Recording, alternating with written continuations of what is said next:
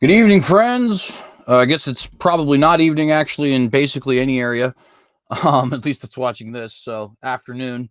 But nonetheless, appreciate you all being here, and thank you. Welcome to another, I guess I don't know what exactly to call this. It's not an episode of The Watchdog. It's kind of an episode of The Watchdog. We're talking politics today. It's on the Synagogue News channel. It's kind of an episode of The Watchdog. But we're not talking news. We're actually going to be having a discussion today on some recent news. And more specifically on the issue that certain news has been pertaining to, namely the issue of abortion. So I appreciate all you guys who are here for this little bit of a different thing here. Obviously, I want to get more of these kinds of things going because it's one thing for you guys to hear me monologue on my, news podcast, but obviously want to open dialogues and cross aisles and stuff like that, because that's the way you get closer to truth. And that's, I think, what makes the other channel so much more successful too. But nonetheless, appreciate all you guys who are here. If this was a regular show of The Watchdog, this would be the part where I say, I am your host, CJ Cox, here to tell you that we are living in biblical times, which is sort of my way of saying that everything is hitting hell in a handbasket. But nonetheless, just want to go through some channel housekeeping real quick before we jump right into the conversation here. So, not much. Just want to remind you guys to please like and share the video.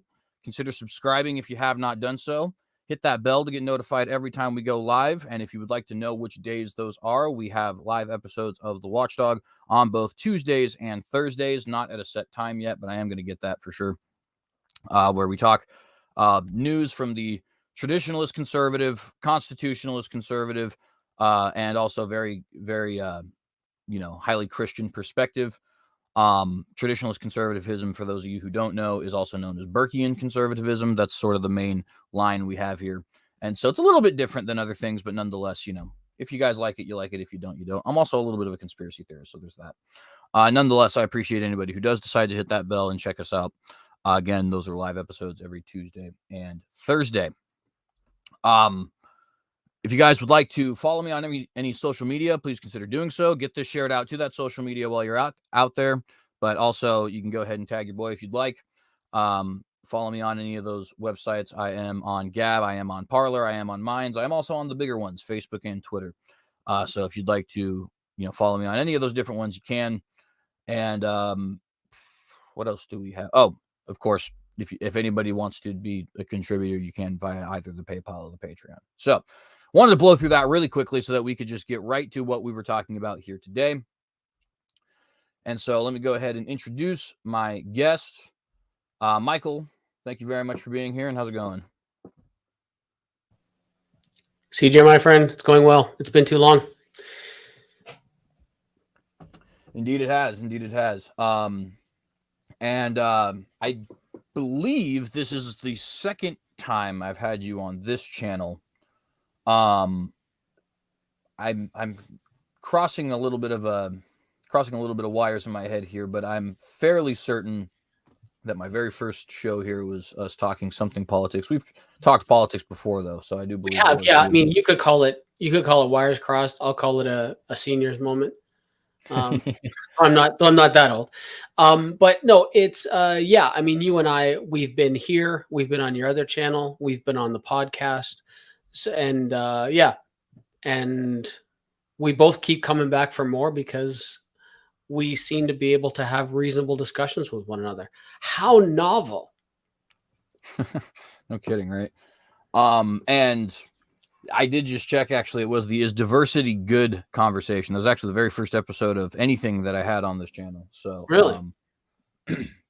Yeah. Wires Crossed is a good name for such a show, says Kelvy in the live chat. That's funny. Shalom, everybody in the live chat, by the way. I didn't acknowledge any of you guys. Richard, Kelvy, Cryptomaria, Nicholas, CMB, and anybody who has not made themselves known in the live chat. Thank you for being here. Hi, chat. This is actually the extension of a Facebook conversation. That's right. We ended up having a conversation via Facebook.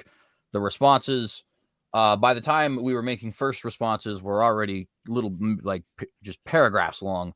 And so we just figured, hey, maybe it'd be wise to talk about this in a podcast format. I don't know if any of the people who were actually on that thread are here. It doesn't look like it so far, but nonetheless, if they do show up, shalom. Thank you both for being here. Hope you appreciate this. But let's go ahead. This should be super simple, right? It's not like it's a controversial subject. No, I know, right? This may actually be the single most controversial subject in the modern world, to be honest with you, on both sides. On both sides, I think this is a very emotional issue for both sides, is because, you know, one side is well, we'll get into the reasons why. Because I guess I don't want to. I think it's probably, it's fair to say both sides are very emotional, and it's really interesting because to everybody who's listening to this, everybody in the chat, I think it's important to kind of get, you know, something out there. There is no part of this that isn't just ripe with emotion, right? And it's not always easy to apply logical thinking to such an emotional situation. Before CJ hit the go button, you know, he had said that he was going to share some stuff. I intend to share some stuff, and the only thing that could have, it's both. It's good that we're able to talk about this, CJ, you and I, because we have such a good rapport, even though we are diametrically opposed in so many ways.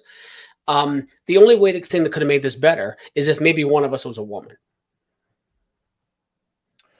Yeah, and it would be, of course, I would like to host at some point, because I know a significant amount of pro-life women. I also know a significant, in fact, we both have mutual knowings, I guess, acquaintances with some women on here who I think would like to have some of these conversations. And I am interested in hosting this from the female perspective. I'm not incredibly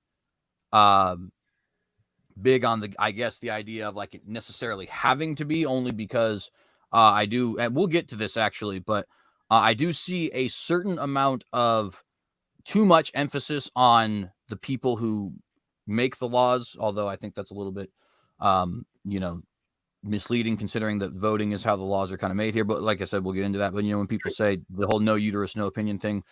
However, with that being said, I do think because of the fact that this is primarily a women's issue, it would be nice. And if anybody is listening to this who is female with a platform, I am interested in hosting a conversation between a pro-life and a pro-choice woman on this platform here for precisely that reason, right? It's not lost on me that a women's issue would probably have different perspective with two women speaking. And kudos for wanting to have that discussion and host that, and offering to host that. That's a good deal, brother. Yeah, absolutely. And thank you. So of course, as you guys can probably already deduce, considering the fact that we've talked about it, you have the titles, you have my little banner up there. We're talking about abortion. That's the issue that is on the subject today. It's not a debate. It is more just informal discussion. But nonetheless, that is the issue that we're going to be talking about today. And to start us off, what I want to go ahead and do is allow Michael to give a little bit of his sort of, platform thoughts. And then I'll obviously do the same, and we'll kind of just go back and forth. Not a whole, opening statement or anything like that. You're not timed or anything, but just sort of laying out the initial getting the ball rolling thoughts, and then we'll kind of, bounce off each other from there. So go ahead, floor is yours. Sure. Okay. Yeah. Throw me curveballs much. We didn't talk about this, but no, it's totally cool, man. Okay. So, hey, Michael, I host a little bitty podcast with my friend Dean, to which CJ has been on at least a couple of times, called the Canadian Atheist. Would like to talk to believers and such. Anyway, so when it comes to abortion, I am personally pro-life, and what I mean by that is I think life is precious and should be protected. I think there's value in that.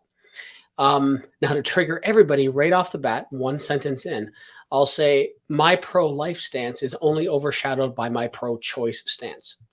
And what I mean by that is I think that bodily autonomy has to win out. There is no intelligent debate about many parts of this that we'll get into. One, any abortion is the termination of a life. There's no intelligent argument against that.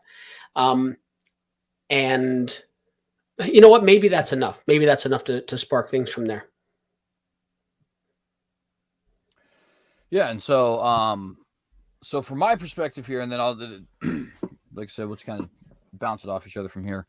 Mm-hmm. So my view on this is definitely fundamentally different. And if I'm being honest, bodily autonomy doesn't really play too much of a role in my view. which will make this, I think, good for conversation to figure out why, each view is there. But nonetheless, my view is that it is true that the child is alive, human, or I'll say fetus, because technically child is scientifically inaccurate. So the fetus is alive, human, and innocent. I would also argue, although this would be subject to some sort of dispute for sure, but I think it's obvious given a certain perspective, excuse me, that the child is separated, by which I mean the DNAs of the two are different. They are individuals in their own right.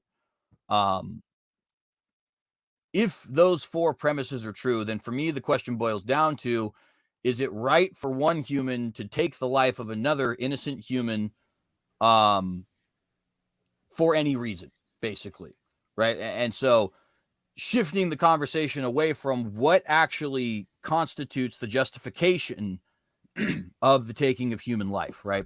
Because, of course, I don't believe the taking of all human life is wrong, or at least is unethical. It's all wrong, but sometimes I do think it's necessary. I think if you kill somebody in self-defense, you had to defend your life.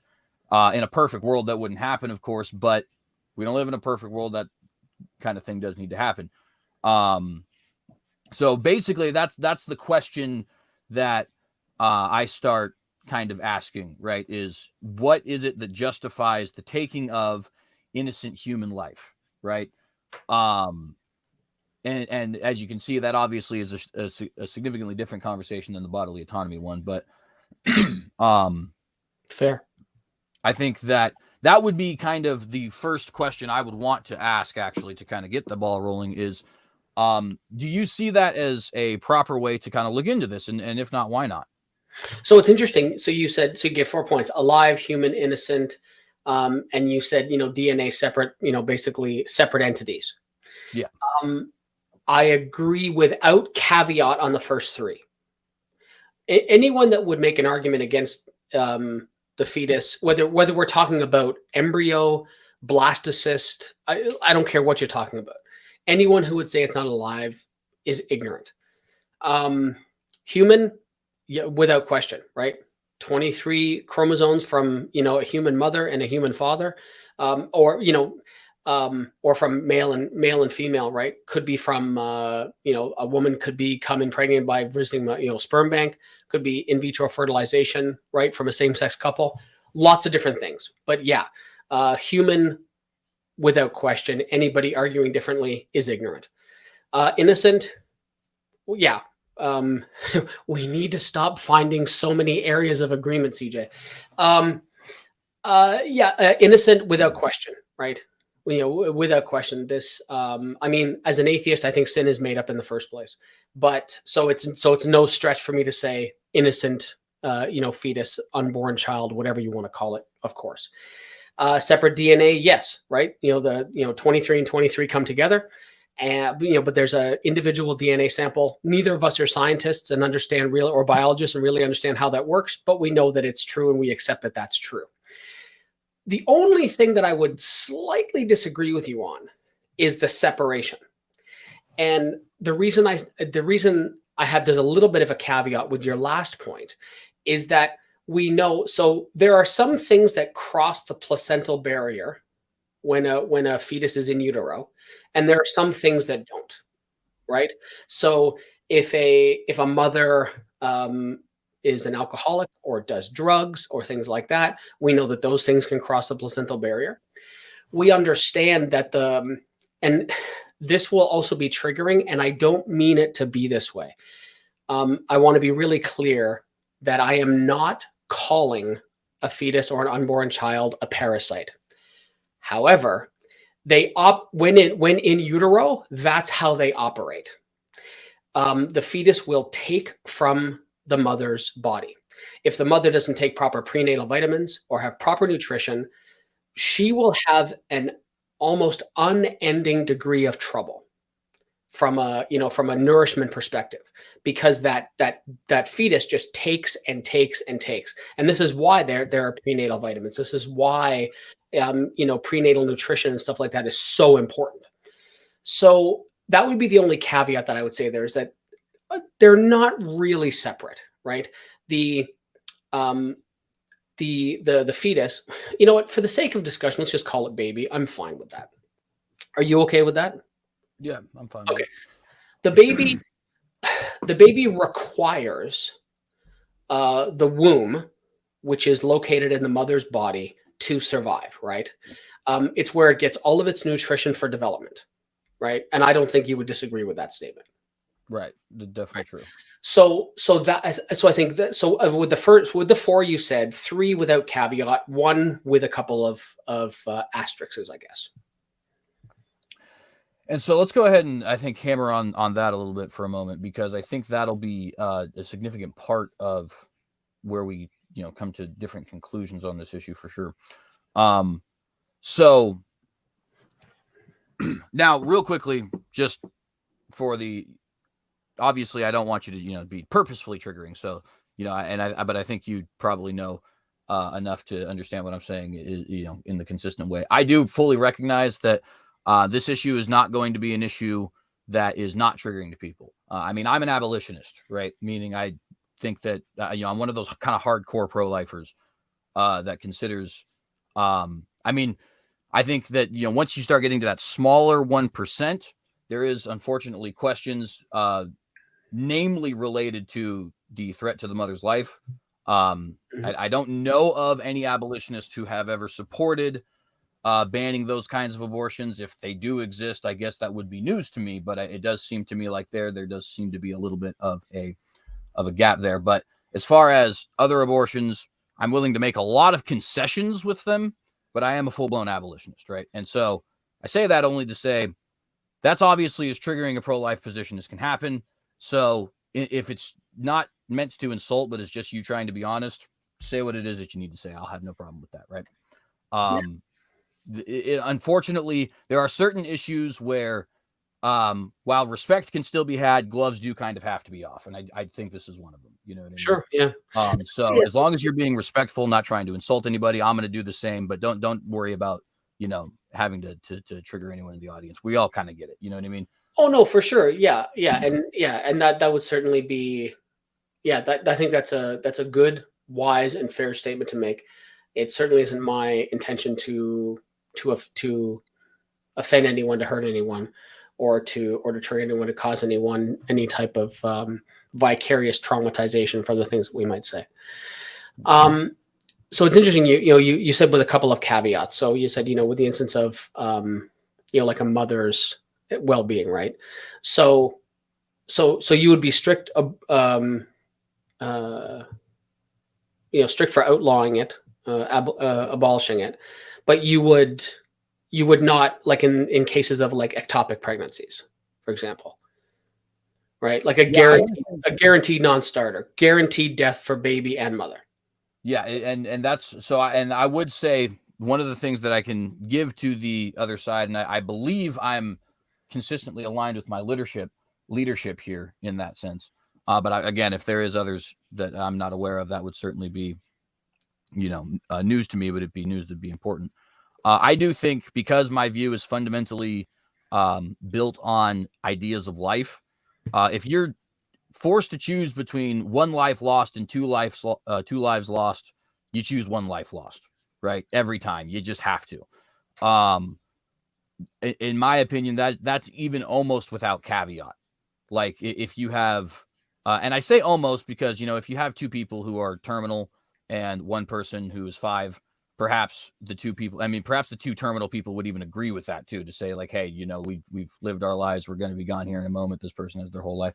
But for the most part, anytime you can choose to save any of the lives, you choose it, that position, right? The larger amount of life lost is the bigger problem, right? This is another place where you and I agree. So less abortion is better, right? So the infant mortality rates in first world countries is too high. Let's not even talk about third world countries. But it's better than it used to be, right? Medicine has advanced so far. The first test tube IVF babies are the same age as me now. It was 19. Unless I'm mistaken, somebody could correct me, but I believe it was 1971, year I was born, when the first in vitro fertilization took place, right? And they're now able to do so much more with that. My wife and I went through that process. My current wife is unable to have children. We spent better part of $100,000 and 6 years on in vitro fertilization, unsuccessfully. It turns out that she has a genetic egg abnormality. She can get pregnant, but she cannot stay pregnant. Her body just recognizes the problem and aborts, which is what happens in about 25% of all recognized abortions, where there's some type of a problem, and the woman's body just goes, no, this isn't good. And a lot of times it happens without the woman even knowing that she was pregnant. It happens so early on. So, okay, anyway, I got off track. Less abortion is better. I firmly believe that. There may come a time when we have the capacity to, let's say there's a woman who is, you'd have to educate me on this because I'm simply not aware. What is the timeline from a weeks of gestation period for the heartbeat bill? Do you know what that is? So the fetal heartbeat is detectable as early as 6 weeks. So it would be as early as 6 weeks, but not necessarily 6 weeks. Okay. Because on average, it's going to be closer to 8, but it's as early as 6 weeks. Let's call it 6. We aren't there yet. We will advance in medicine to the point where a woman, because this happens, right? A lot of women don't even realize they're pregnant until after that period of time, right? Female athletes have more time in between their cycles. Female athletes can actually not have their period for periods of time, right? So there are times when a woman can miss a cycle or be late for a cycle and not even realize. And then I'll be like, oh, maybe I should take a test. Boom, I'm pregnant. Oh, how far along? She goes to get a blood test from the doctor. Oh, you're about 8 weeks. And then depending on where she was living, she's already SOL from seeking the healthcare that she chooses because she's in a state that says, sorry, 6 weeks and you're done. So, okay, back to what I was saying. Medicine will advance to the point where that woman says, well, what are my options? And the doctor will sit down with her and say, well, we actually have the capacity now to remove that embryo, because I think it's 6 weeks. That's still an embryo. It's not even a fetus yet. We can remove that embryo and we can put it into an artificial womb and you're done. I think we'll get there. That would be my preference because I believe life is precious and should be protected. Less abortion is better, but we're not there yet. I hope that at least partially answered your question. Well, yeah, and so I think that the main thing that seems to be the point of discrepancy there is, so I have my points, right, of innocent and alive and human, and etc. Yep. And it seems like the one that causes us to defer here is then separated. Right. Now, I appreciate you were careful not to call it a parasite, but you said it does operate in a parasitical nature in the sense that it is obviously deriving its nutrients and its life from the host, right? Yeah. And I think, and I don't think that's controversial. Right. That's obviously, I would say pretty intuitive, even. Like you wouldn't even necessarily need to know science to figure that out, right? Like our ancient ancestors, I think, kind of probably knew that, even if they didn't directly know that. They were kind of like, yeah, that kind of seems like it makes sense. I mean, it's growing inside you, that kind of stuff. So no controversy, I think, there. So then I think it would be good for us to kind of hammer on that idea of separation. So when I'm talking about separation, I think the main thing that I'm trying to hammer home is the fact that they are separated beings or entities, right? And so to give an example, you have twins. What do they call them? Siamese twins. And they are, in the sense of being one, excuse me, one physical thing, one shape, if you will, right? they're obviously one. But they're two separate beings, two separate entities in the sense that they have ultimately different DNAs. They're going to have different consciousness and memories and that kind of stuff like that, right? Mm-hmm. And so you can kind of see the, where the separation there is kind of light. It's a little bit abstract, but it's also something that we can see tangibly in the real world. So first question is, do you think that that is accurate of the fetus? That it's separate? Yeah, separated in that sense, right? That it's its own ontological being, I guess you could say. I think so. So then, I think so. The question for me then would become, like, do we have good enough reason to justify what essentially would have to be? It may not be legally defined as murder, but it seems like the colloquial definition of murder is the killing of a human being without just cause, right? And so while we may not have it legally defined, I don't know what other word to use to describe it. At very least, you could say killing, but I'll be honest, I'm a little bit of a deontologist in this sense. I don't think soldiers are innocent of the crime of murder. I think that there are extenuating circumstances that make it to where they're not legally culpable for their murder. And so that's kind of what I would be looking for here from the pro-choice side, is what makes this like a soldier on a battlefield, where it's not as if he did something good by shooting the enemy, but he did something that he is not morally accountable for because of the circumstances. That's interesting. When you say morality, that's weird, because like I do believe, I'm not a strict anti-moral realist. Like, I do believe that there are some moral facts, but I think that there are some facts that are subjective, like some moral facts that are subjective. So it's not clear-cut or black and white for me when you talk about it from a moral perspective. The bringing up of a soldier thing is interesting. So we have to get there. If you can, if you can, obviously you're smart enough, but if you will, follow the bouncing ball in my head. Do you hold as a value, this is somewhat rhetorical, but life, liberty, and the pursuit of happiness? Yeah, I think there has to be a little bit of a caveat on the latter two, only because they're very broad, right? Right. Like, so for example, I don't have the liberty to go smack children upside the head or something like that. Just right. Something absurd, right? Right. So I've heard it said that I've heard it said, I don't remember where I heard this, but it was interesting. Basically, it was, the right for me to swing my arms around ends at the tip of your nose. Would you agree with that? Say that one more time.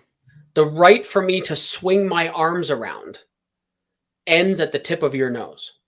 Yeah. Would you agree with that? Exactly. Okay, yeah. Perfect. All right. Okay, so we're not far off. Okay.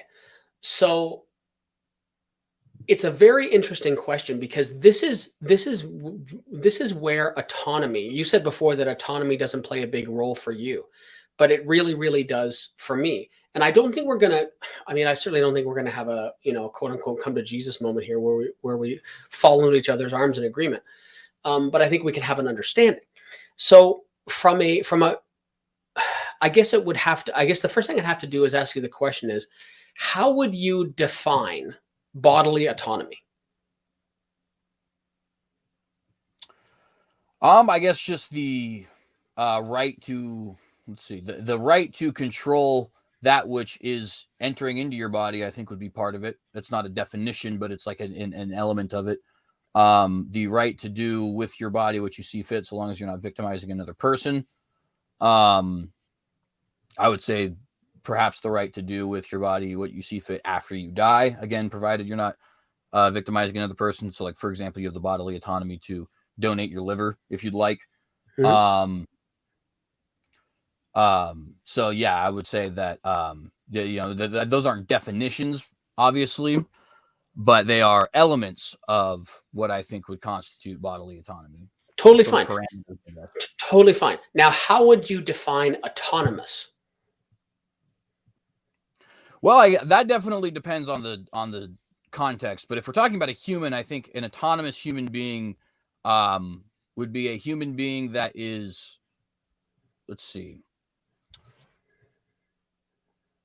I don't know, because I guess it's kind of hard to define, because part of me wants to say self-sufficient. The problem is that doesn't end up working, I think, with a large majority of humans, especially humans under the age of 10 years old. A 10-year-old child, obviously this would be terrible, but a 10-year-old child could hypothetically fend for itself. I don't think a 5-year-old child can, right? I don't think we're that far off. Yeah. So it's interesting. So you touched on a couple of interesting things, and again, we find some areas of varying agreement. So I asked for your definitions. I will supply mine, so that there's transparency. So I view bodily autonomy virtually the same way you do. In fact, I was struggling to say, like, oh, I'm not sure if I agree with that. Virtually the same way you do. Autonomous is where we diverge a smidge. So my definition of autonomous is a little more simplistic, because I've heard it argued that, oh, my 4-year-old isn't autonomous, which I find as a silly kind of argument. What I mean when I say autonomous is the ability to survive in an environment without the need of another human, right? And very, very specifically, I'm talking about because for the sake of argument, we're saying baby, not fetus, right? For a baby to survive outside of the womb without requiring the mother's body to survive, whether for nourishment, oxygen, or development, right? So, for example, I would view we were talking about the heartbeat bill. I would view a 6-week-old embryo or fetus, whatever you want to call it, as non-autonomous, right? Because if there was some type of horrible tragedy, a 6-week-old embryo would be not a very large specimen, right? We both agree with that. A 5-month-old baby in utero would look much like a baby, just a lot smaller, right? I think we both agree with that. Right. But a 5-month-old baby would still not be able to like, if there was a horrible tragedy, let's say there was an accident and the mother went into labor, and the doctors were unable to medically cease the labor, and a 5-month-old baby was delivered, the chances of that baby surviving are very slim. I'm not a doctor. I only play one on TV. But the chances would be very, very slim, right? But we know that at 34 weeks or 35 weeks, you're essentially, the baby's almost done cooking at that point, right? And if labor's induced early or something like that because of gestational diabetes on the part of the mother or some other type of environmental issue, a 35-week-old baby is going to probably do just fine, right? So that's where I look at at autonomous, right? When we go the younger, from born baby through fetus down through developmental stages, it's whether or not it has the capacity to survive without the mother's body. One of the reasons why, and I realize that I'm shifting just a little bit here, but one of the reasons that I find this so intriguing from people of a conservative persuasion is how, like I asked you about, life, liberty, and the pursuit of happiness. And there's this whole kind of meme that goes on within large parts of conservative America, this whole, kind of don't tread on me, like very, low gun prevention, all those types of things, right? So it's like, don't tread on me, but I'm going to tread on you just a little bit by restricting what you can do with your own body. So that's how I view autonomous and autonomy. And I'm sure that will give us more to talk about.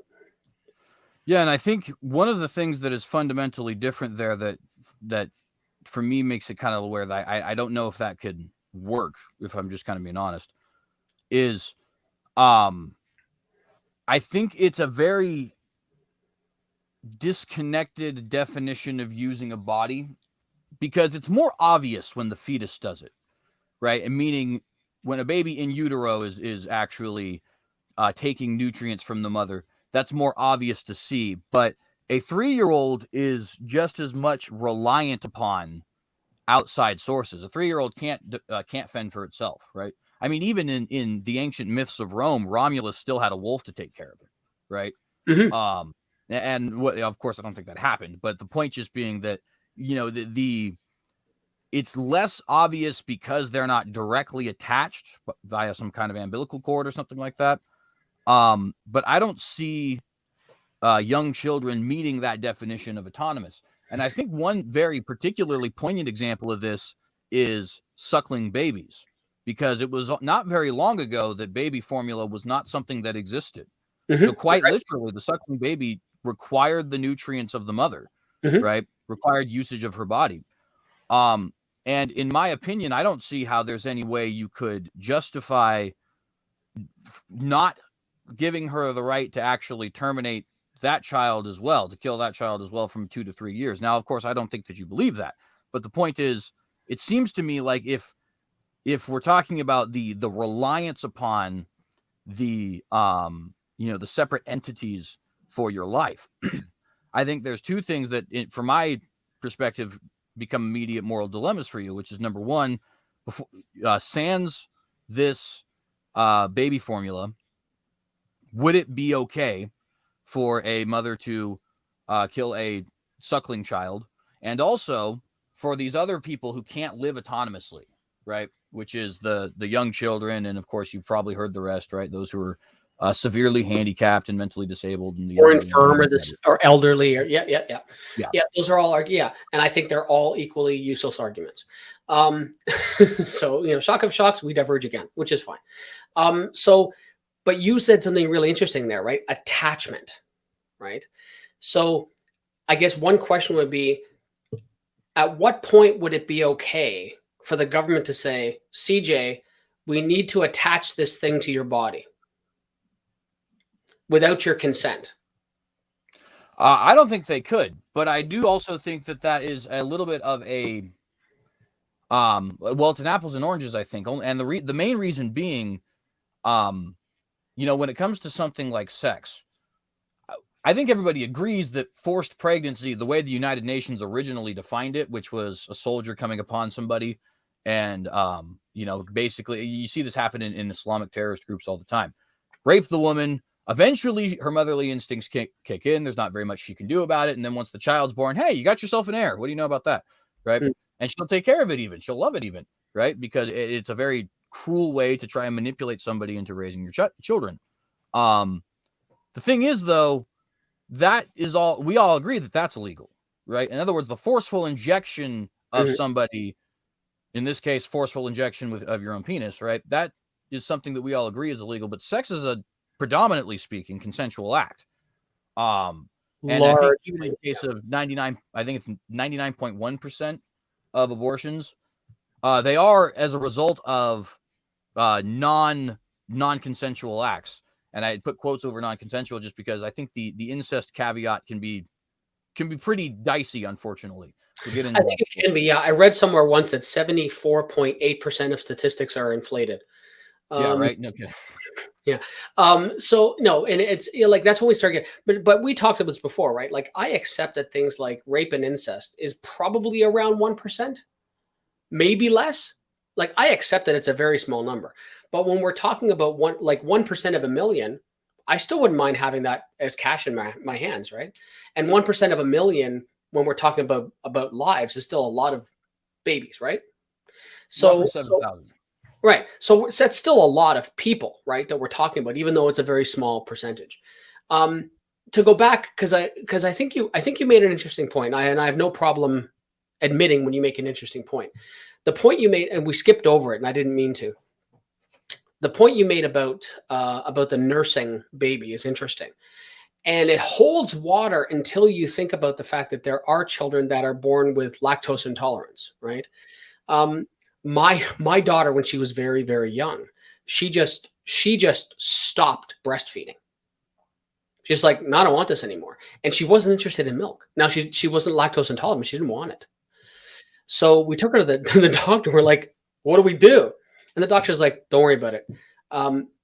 And he looked at us, and I had no idea of this. And maybe I'll teach a few people in the audience something. Are you guys aware that there is more calcium in celery than there is in milk? Fun fact.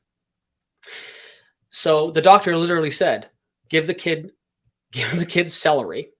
Like, you can grind up celery, and the kid will get calcium that way for their bones and teeth and everything. Yogurt, cheese, these other types. It's not interested in milk. Give it other forms of these products. I was blown away. It worked, and eventually she went back on milk. It wasn't until the breastfeeding thing was done and over with. But anyway, that's an interesting point, right? Because because there is that factor. Well, how does a child get nourishment? The lactose intolerance thing is a little bit of a speed bump, but that's one of the better points I've heard for that position. Now, the same medical advancements, the same medical and scientific advancements that would allow us to preserve life at a younger age, and the same medical science that has allowed us to preserve life to older ages, right? For people that have medical conditions, so on and so forth. The same type of science that developed, Infolac and all of these other different types of formulas, right? So, science helped, and so I don't think it's wise to discount the capacity of science to help us solve some of our problems, considering we've used it to solve so many of other problems. But it's an interesting point, and I grant it. So I think that's probably the best point. But the thing that I keep going back to is the use of an individual's body. It may have been last night. You posted on Facebook. Consenting to sex is consenting to pregnancy, and we went back and forth a couple of times on that, right? Right. Now, I flatly disagree with that statement, of course, because there has to be consent, and one of the reasons I think that there has to be consent is because of the risks. And again, you and I coming from different worldviews, but from my perspective, Homo sapiens in our current form have been around for a couple 100,000 years. And, in that time we've been procreating. So, but there's a lot of dangers in a woman having a baby. Some of them come and go, like gestational diabetes. Well, in most cases, gestational diabetes goes away. There are some cases where it can hang around, but I don't think it's very often.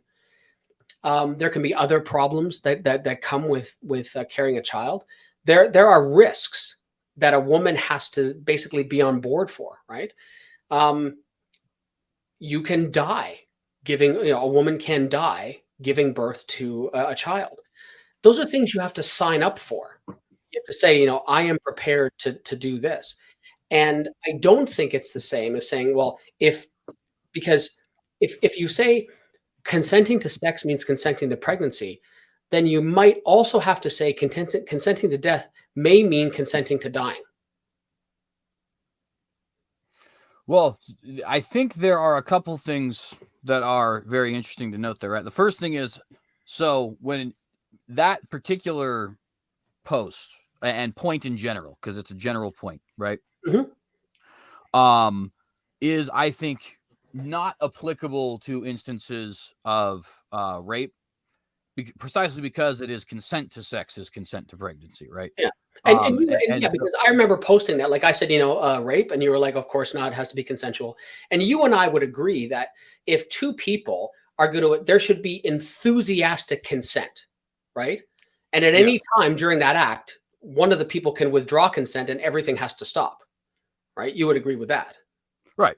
And I think that the reason that I think that point is a strong point is because the natural biological function of sex is solely reproduction. Now, you get in trouble when you say things like this because people will say, well, you know, you're going to tell me that you don't just have sex to get your rocks off. And of course, everybody does, especially married people, because they have the opportunity. But that's not really the point, right? I eat sometimes because I'm bored or because I really enjoy popcorn. But the biological function of eating is to consume nutrients, right? For sure. To And you and I would agree on this as from an evolutionary perspective. The reason you have sex is to procreate. Right. That is the reason. We have society has adapted it into this other stuff too. It also just happens to be lots of fun, right? We have turned it into something else, but there's no intelligent argument against, having sex is primarily for procreation. Right. And so from my perspective, when we say something like the consent to sex is consent to pregnancy, it's fundamentally no different for me than saying something along the lines of consent to eating is consent to consume nutrients, right? They're the one and the same thing almost. They're so inextricably linked to each other that you can't really separate one from the other and vice versa, right? You could say another thing you could say is consent to sleep is consent to being rested, right? Or at least an attempt to being rested, right? Because I guess nobody ever sleep cycles suck, but you get the idea. You know what I mean? And so, and while I wouldn't disagree with you, I think this very, very specific question might be something where it would be good to have a woman's perspective, because my intuition is telling me a woman might say something different. But you and I, both being men, I think are on the same page as far as that goes. But I'm not convinced that a woman would say the same thing. So I don't want to make it sound like, oh yeah, totally across the board, because I'm not convinced of that. But doesn't that seem like something where, like, that should be a really big point to this, right? In fact, I'm not a parent. You obviously are, so this is going to be different. But it seems to me like that would be something I'd want to instill in my children as soon as they're starting to hit puberty. Hey, every single time you get in the sheets with someone, you have to recognize potentially this is a lifetime choice. This is I'm going to know this person until I'm 90 choice, right? Whether that's because you get knocked up or because you end up falling in love or, whatever it ends up happening to be, sex has the potential to be a one-night choice, but it also has the very serious potential to be the rest of your life choice, right? And I think that that's something that is incredibly important when we're talking about this kind of conversation, right? Because now I will point out really quick too, this is one of the recent pro-choice arguments. I am glad that you don't make this argument, but I've heard this from a lot of others where people say, well, this is going to decimate the idea of hookup culture, right? And in my opinion, hookup culture is in and of itself already something where people have kind of detached themselves from the reality that is the consequences of sex. Sex carries diseases, sex carries emotional attachment, sex carries the possibility of pregnancy, sex carries the possibility of going incredibly haywire. I mean, let's just be honest. You don't know who you're hopping into a bed with. That person could be insane. That person could be for a man, it could be the type of girl who's going to poke holes in the condom. For a girl, it could be the type of man who's really not interested when you stop feeling it. You know what I mean? And you just don't know. You just met this dude at a bar. And it seems to me like it's a huge detachment from the reality of the consequences when we start saying things like, well, I don't think consent to sex is consent to pregnancy. It's like, well, that's the task that is being accomplished. The reason you enjoy sex is because biologically speaking, your brain wants you to have a reason to procreate, right? It's the same reason you enjoy tasty food. It's not because we just magically grew the ability to have tasty food. It's because, hey, if you enjoy eating, you'll be more likely to do it. Body gets nutrients. We continue to be alive. Yeah, I've argued that before. It's like, do you know why you like chocolate so much? People go, no, why? I'm like, because it's delicious. And it's true. Like, so with everything you said a minute ago, it's like, I think all of those things are potential, right? The same as like every pregnancy is a potential human life, right? But because of all the possible pitfalls that can come upon a woman who is pregnant, it's not necessarily the case, right? So like I shared before with my wife, right? we went through the whole IVF thing, right? Where, they were, in a petri dish, they grew blastocysts, which are like 3 to 5 day old embryos, essentially. I think they're around a clump of about 20 or 30 cells. I'm probably messing that up. My apologies for anyone who's smarter than me. But it's something like that, or it's a very small amount of cells. And they were, I can't remember. I don't know whether the correct terminology is transferred or implanted. Anyway, I think it's transferred because they have to implant themselves. They're basically squirted in with a syringe, essentially. And if they implant, you are pregnant, right? That's the, like, it's not the actual, it's not the actual fertilization of the egg that makes you pregnant. You're not pregnant until it implants in the uterus, right? That's when it starts to grow and develop. Like it's the head of a pin, smaller than the head of a pin, as it makes its way through to the uterus, right? That's not a baby. That happened with my wife more than once. She was pregnant, had positive pregnancy tests, positive blood tests. We saw ultrasounds they did measurements of the ultrasound, stuff like that. But her body was like, nope. And so it went away. So there are pitfalls that can come upon. So I would say that those things are potential human life, but not necessarily human lives. The other thing, CJ, that you said was really interesting, this whole thing about hookup culture. Now, I'm 50, so I don't get hookup culture. I've been happily married for over 16 years with the same woman for longer than that. And so I don't understand hookup culture. To me, like me very personally, and here it's time to share, I've never had sex with someone that I wasn't in love with, me personally. So I don't get the whole hookup culture. That doesn't compute to me. I have always personally attached more value to sex than that. I've never had a one night stand. Like, those things don't compute to me. So I can't talk intelligently about how, and when someone says to me, "Oh, you're killing this," I'm like, okay, like I'm killing something that to me was never alive. Like, I don't care about that from a cultural perspective. That's what I'm referring to, killing something that wasn't alive. From a cultural perspective, hookup thing, like, I don't get that. Right. I do agree with what you said about, it's like, and I tried to educate my daughter in this way. It's like, look, when a boy and a girl love each other very much, and those cliche things, right? But she's 25 now, and she's a grown woman, and she can make her own decisions. Are the things I'd like her to do? Yeah, but I accept that I don't have the capacity to control those things. So sorry, I spoke a lot there, so you should take some time. Well, no, and it's just one of those things where it's like, and I think when you talk about the potential, one of the places my mind immediately goes. Now, for the record, I grew up in a area of the world where gambling is legal. It's not in most other places. So this analogy may not necessarily make a lot of sense to some people, or at least they may not, see its immediate relation. But in Reno, where I grew up, Reno, Nevada, there's casinos everywhere. Pull up a poker table, pull up a blackjack, whatever, right? Do some slot. There's slots in the grocery store, for crying out loud, right?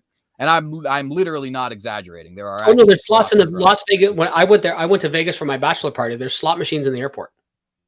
Yeah, right. No kidding. It's just the culture there. I was playing poker in as a 10-year-old.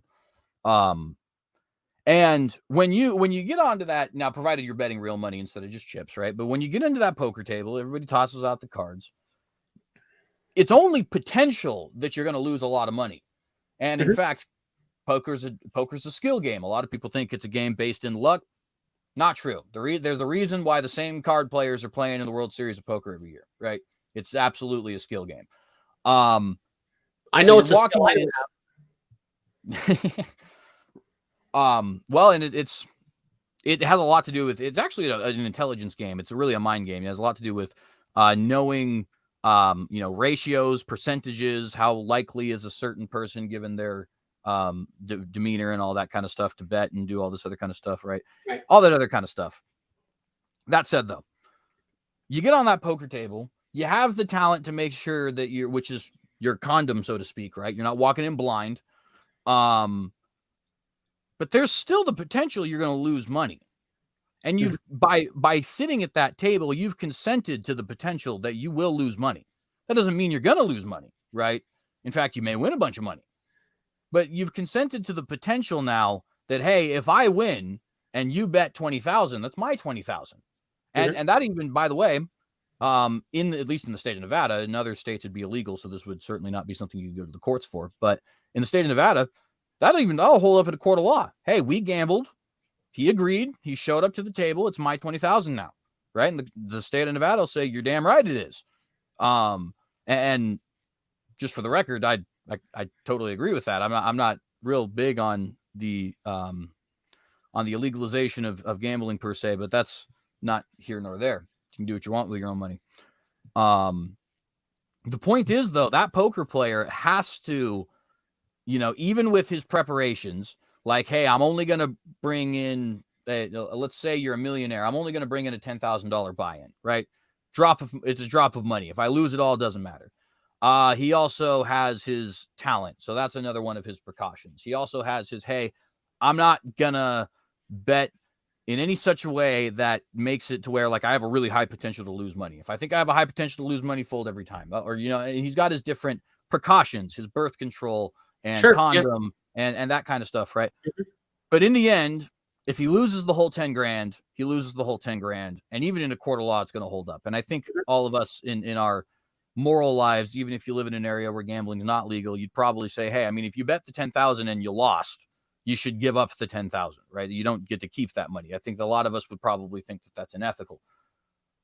So, I would agree. I mean, you kind of see where I'm going with this, right? It's like you showed up to the game. Yeah, I don't think it's analogous, but so why not though? Well, like when we have a situation where I mean, losing money is not even the point of poker, right? It's just a potential result. But the point of sex is actually the reproductive act. So coupled, of course, with a couple other things. Again, from an evolutionary perspective, I totally agree with you. However, societally, that's not the case anymore, right?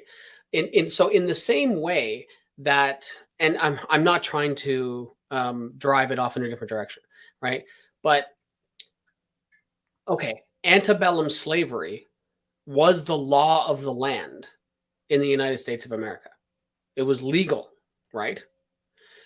Society changed and it is now not legal anymore, right? So from an evolutionary perspective, it's to have kids, but society has changed, and that is still the driving force for a lot of people, right? Like if you meet people like I forget, like Mormons.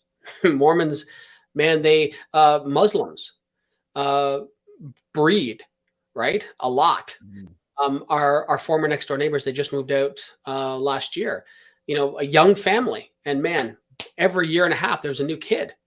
It seemed like, actually damn near every year and a half there was a new kid. It bang, bang, bang. Quite, no pun intended. And so there are people for whom that is still the driving factor, but that isn't for everybody, right? And you said that there are precautions, right? So let me pose a scenario to you. A man and a woman meet, right? And they meet at a bar, and they're chatting for a while, and they decide that they're going to enjoy each other's company. They go upstairs into the hotel, and and they both look at each other. It's like, and the woman's like, yes, I am currently taking birth control, and the guy's like, I'm going to wear a condom anyway. Cool, let's get together. And the condom breaks, and a month later, the woman is pregnant, right? They both took all of the precautions, that they could, right? I understand that from your perspective, you see that as consenting to the possibility of that outcome. And this is where we diverge and say, like, no, like they both, the woman was taking medication because she did not want to have a child, right? And I understand that I'm saying things that are like really, like, it's a very small percentage chance. Like I think the pill is over 99% effective, and condoms are, way more effective. I've heard it said before, and it's true, right? The best birth control is not having sex. The best birth control for a guy is a tube sock, right? I mean, these are just facts, right? I don't mean to be crass, but these are just facts, right? So, but those two people did not consent to have a child, right? They consented to enjoy each other. Full stop. And we're not going to agree on that, but yeah. And I think my last sort of point on that would just be because, obviously there's tons of other points to get to, so I want to make sure we can go around. Sure, yeah. But could you see how that to me seems like a little bit of immaturity on their part? From your like you signed up. So, I'll leave that actually. That obviously, if you want to add to that in any way, you certainly can. But that's I mean, if we, and this is something where, and to everybody who's watching this is one of the things that I like about my conversations with CJ is that we are able to be charitable to each other, right? In this way, right? If I step inside CJ's worldview or perspective and look at it, everything he's saying makes total sense, and I'm 100% on board. And I'm confident that if he stepped inside my perspective, he would say the same thing. We are coming at it from different angles, and that will inevitably cause divergence, as we trip down the road. But it doesn't mean that we can't have the conversation. But and maybe that's enough to say about that. If you want to move on to something else, that's cool. Yeah. So the next one I wanted to get at, I brought this up in our Facebook conversation. Because I had said it appears to me like given the point is that they don't want to use basically the person who is the host in this situation, the mother, has the right to determine how or how not her body is used, right? I agree. And I had, obviously me and a couple others in that live chat had brought up the examples of the elder people and stuff like that, which of course you've already stated you have not ever been particularly impressed with those arguments. So I asked a specific question in that focused a little bit more on not just what about old people, but kind of hitting it, I think, what is the fundamental moral question there, which is hypothetically, if we were all to consent to the termination of a young child or an elder person. In other words, we were all to consent, hey, I don't want to do it. And obviously there's such a high amount of people that this is very unlikely. Considering every human is emotional, at least in some sense, the likelihood that all of society is going to abandon the 3-year-old is very low. But it has happened in the past. Sparta, for example. Sure. Hey, I had a feeling you were going to bring that up. Right.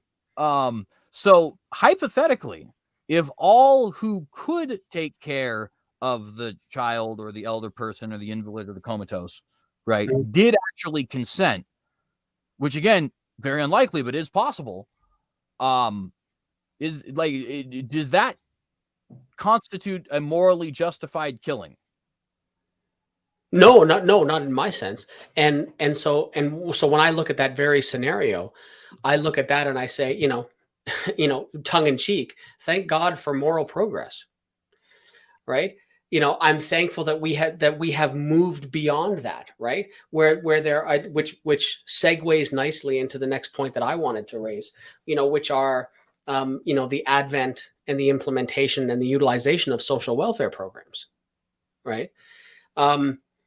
Because, now we don't have to, because you're 100% right. Like there were many societies in the past where basically, it's like, and this is not unusual in the rest of the animal kingdom as well, right? The old are infirm, the young and the weak, right? Not only do mothers of other animals, or is there a strong possibility they will abandon the small, the infirm or the old and the weak? But the predators will also seek them out, like they know somehow. I'm not sure how, instinct, I guess. So this is, it's almost like like a natural filtering out process, you might call. Mhm. So, but I would say with what you're saying, like, yeah, you're not going to find, especially in 2022, where they're going to be like, okay, everybody thumbs up or thumbs down. Does this kid live or die? That's not going to happen, right? Obviously not. Obviously not now. But could it have happened before? Yeah. But yay moral progress. This is something so the segue that I want to get into, if it's okay to sidestep a little bit. One of the things that I found very interesting, and this is something that that I'm curious to have your listeners kind of percolate on. I don't know the demographics of your listeners, but I'm assuming they are largely in agreement with you when it comes to these types of things. And because I know some of your stances when it comes to political views, I can make the statement that I would be more in favor of the idea, not the implementation, but the idea of restricting abortions if there was the safety net of more rigorous social welfare programs. It wouldn't be enough for me to say women no longer have bodily autonomy. So I'm curious from your perspective, or through my experience and through my exposure, the typical conservative platform, the typical conservative voter, is that, I'll take care of mine, you take care of yours, and neither the twain shall meet. But if you want to say, well, okay, so we're not going to let you have an abortion because there's a heartbeat in this, in this embryo anymore. And let's say the person is somewhat impoverished and doesn't have the capacity to go across state lines where they can get medical aid for abortion. And they are, they don't want to, try the more inhumane route of trying to self-abort because they don't know if they would harm themselves or things like that. Or they live in a country like Ecuador, where if a back alley abortion is seen, a woman goes to a hospital presenting in that way, she's treated like a murder suspect and she can actually go to prison. So would you be in favor of more social welfare programs and having that reflected in you paying higher taxes to pay for the child that as a member of society that cast a vote that said that child that abortion couldn't happen, and now you pay a portion of the bill to take care of that child? So I think it's a multifaceted question. It's very complicated. I accept Certainly. that. The first thing I'll say, and this isn't going to be the end, so don't worry. I'm not just leaving it here. But the only reason I say that is because it is somewhat of a sidestep, but it's also, I think, come back more to the point. The very first initial thing that I end up thinking is essentially, I don't think poverty is justification for killing, right? Because we got to remember, when I start from this innocent, separated, and the 4 points, and murdering this type of person is wrong, right? For me, that's ultimately what different kinds of things boil back to. So when we say poverty, being 15, dad left, whatever the other reason happens to be, it ultimately comes back to me, is this justification for killing, right? And it kind of back to that soldier analogy I'd use. So the initial response there is that I do believe that it's an incredible flaw in the morality of the impacted woman to think that is necessary. That said, there is still a little further to go with this, which is actually addressing the question. I do happen to believe that social welfare systems, for the most part, don't work. So part of my being against social welfare isn't just the fact that I think, higher taxes are terrible, people should have the right to their own money, government stay out of your business, all that other kind of stuff. But statistically speaking, as bad as the adoption system is, I think that the federal government doing childcare, CPS, stuff like that. At least in my country, I'm not sure how it works in Canada, of course, because obviously when I look up these kinds of statistics, it's going to talk about American statistics, right? Mm. Not very good. Not very good. The track record is very bad. And when you have charities, whether those are church charities or whether those are some billionaire's charity or some company's charity, the Ronald McDonald House is doing far more for women than the Department of Health and Human Services. You know what I mean? Or for children, I guess, in that particular example. Yeah, unfortunately, that's a systemic issue within the U.S. Because we know, like it's well established that socialized medicine works. Our per capita, kind of though, because our per capita healthcare costs are lower than yours. That's true. We have lower infant mortality, and there is no way for a Canadian, like for example me, like we'll just take a lowest common denominator. I can't lose my house if I get sick ever. Right. It's not possible. And there are, and I'm not going to deny that there's benefits, because there certainly are. I think a lot of conservatives, when they say there's no benefits to socialized medicine, you are kidding yourself for certain, because getting diabetes medication for $60 is objectively better than getting it for $600, right? Sure. Yeah. That being said, though, there is caveats that you guys do end up losing a lot. For example, if you notice, a lot of medical companies don't operate in Canada or anywhere else in the world for that matter. For the most part, they're in Switzerland, the United States, other countries where like we have real low regulation of what they do. Now, sometimes that can obviously, there's even negative to that. I think the morphine epidemic is an example of that. Fentanyl, even worse. So I'm not going to pretend that even this is perfect, but you notice that there is a trade-off, right? It's like, so the really high quality research, really high quality treatment, that kind of stuff, the kind of stuff that you're a billionaire and you go spend your money on, a Canadian billionaire is coming to the United States, right? Or to Switzerland or to some other country like that. If he wants to get the very best cancer treatment, diabetes treatment, those kinds of things. We do have to, understand there is a caveat here of you win some, you lose other things, right? And I think that's, well, I don't know. I don't know how to say one is better than the other. Yeah, there are certainly exceptions to every rule. And I can't get into too many specifics just because of confidentiality type stuff, and I'm not trying to be coy about anything. But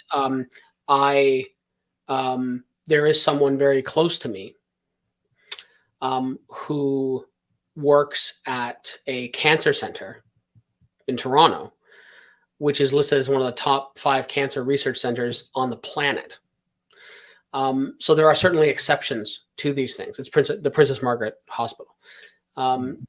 They have billionaire donors, a couple of whom I know personally. Not that I'm a billionaire, I just happen to know who they are. Right. So yes, what you're saying is partially true, but it's not wholly the case. So where you say that there are trade-offs, win some, lose some, it's more nuanced than simply putting scales down. I'm not disagreeing with you, but I'm saying, just like we said before, there are caveats to insert. There are certainly caveats to insert when it comes to those types of things. There are benefits to working in Canada, and doing healthcare things in Canada. There are also drawbacks, right? 51 cents out of every tax dollar collected in Canada pays for healthcare. It's a large part of the budget. Huge. And I would fight tooth and nail to ensure that it stays that way. And I'm happy for my tax dollars to go to that. I'm happy that I benefit from it. And even though I'm generally a healthy guy, right? I could lose some pounds, but I don't take any medication other than seasonal allergy medication.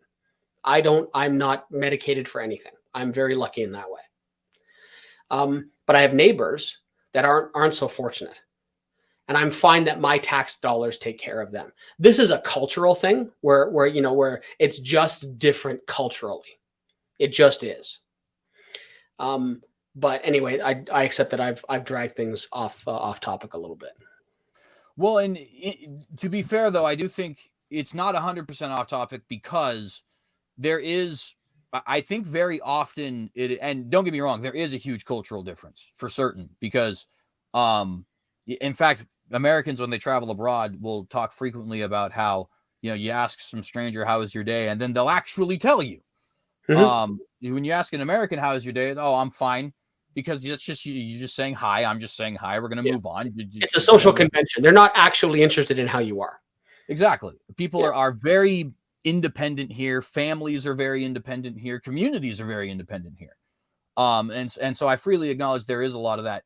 The other thing, though, I think too is the other thing that I think though is important to mention is it's, we often have people saying it's simply something like that, or it's simply something like not wanting to have higher taxes or something like that. And those all play very much into it. But it is also that stuff I was talking about, right, where it's like we do have significantly more success with charities than we do with state-run stuff. We have a very, this is further complicating it, but unfortunately, if Big Daddy Russia decides that he wants to get a little crazy and cross over the Bering Strait into Canada and Alaska, right? It's expected through things like NATO and the North American Union and stuff like that, that we're footing the bill for the most part, right? Because we have, whereas you guys have 51% of your budget going to healthcare, it seems, we have 40% of ours going to the military, right? And we got this massive military that just is, I mean, everybody knows, right? I mean, it's ridiculous. The American military, it's a ridiculous juggernaut, yeah. But you can kind of see that kind of thing happening right now with Ukraine, right? Where it's like the United States government is almost expected. There ain't no German soldiers in Poland, even though Germany is literally a country away. But there is American soldiers in Poland, because if it happens that Vladimir Putin wants to encroach upon the rights of NATO, he has to go through the United States first, right? And that's just one level. The point just being that there's a lot of levels to the whole, the taxing thing here, I think. Oh yeah, a couple of numbnuts on YouTube. We're not going to figure this all out. Well, and just another brief example. Do you know the population of Canada? It's about 36 million. About 36 million. There's more people in Germany than there is in Canada, for sure.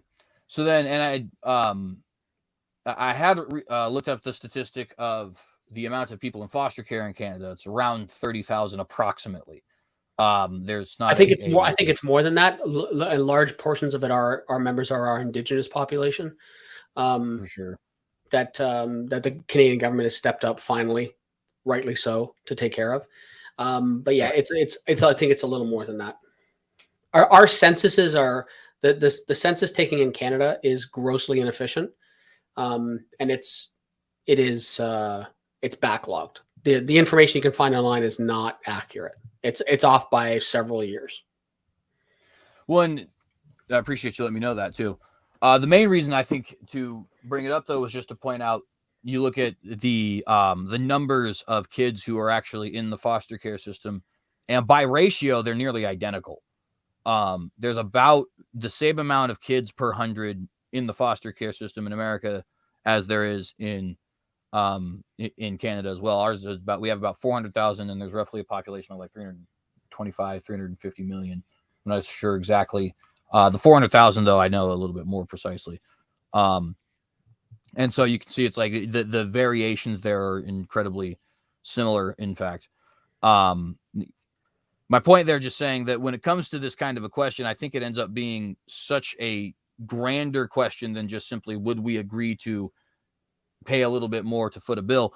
And with all of that being said, I personally would be okay with some social welfare systems. I think done at the state level, not a federal level. But for example, if it can be demonstrated before some kind of a legal body that a woman has conceived because of an assault, I would be willing to foot any bill related to her pregnancy, no questions asked, on the part of the state government. I would be okay with that. If it means lessening the trauma for her as well as preserving the life of the baby, I think that is a small price to pay, frankly. And of course, that's actually quite a large price to pay. That's something like $10,000, $15,000 when you get through the whole 9 months. Doesn't cost but anything I to have a baby in Canada.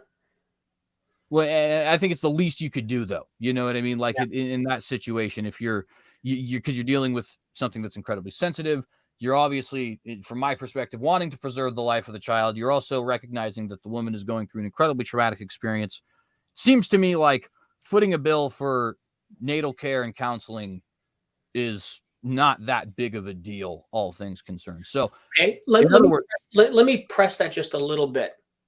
What okay. if it turns out that the assault was so egregious that the woman requires counseling, like basically that that she's sitting down and talking to a counselor, and she says, you know what, if I could get, I'm just gonna like step into her role for a second. Just like, if I could get rid of this thing inside me, I think I'd be okay.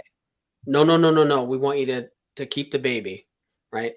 And as a result of keeping that baby, she requires a therapy, the help of a therapeutic relationship for the rest of her life. Would you pay for that? I think I would. Honestly, I think that I appreciate that. It's contrary to a lot of my capitalist leanings, a lot of my constitutionalist leanings. However, the number one thing when it comes to political philosophy that I describe myself as is a traditionalist conservative. It's otherwise known as a Burkean. And the reason I do is because there is an understanding amongst Burkean conservatism. It's not found basically anywhere in the West anymore, with the exception of certain small segments of Britain. But there is a certain level of social obligation to your tribe. Basically, it's a little bit tribalistic in a sense, but I think it's true. I have, as a man in my tribe, I feel like it is a requirement of me to have some kind of obligation to the rest of the members of my tribe, right? You'd make a great Canadian.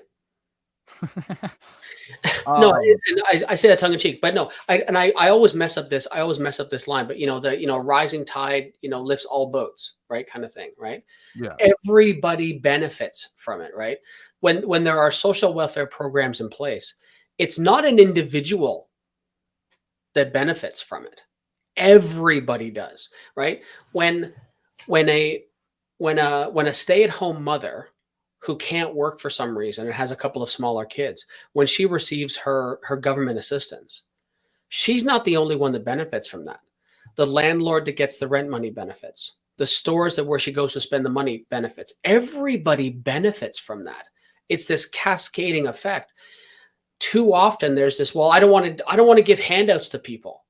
And it's such a myopic view on this. And there's this, and I think it's a lack of, I don't want to, when I say education, maybe I shouldn't say that.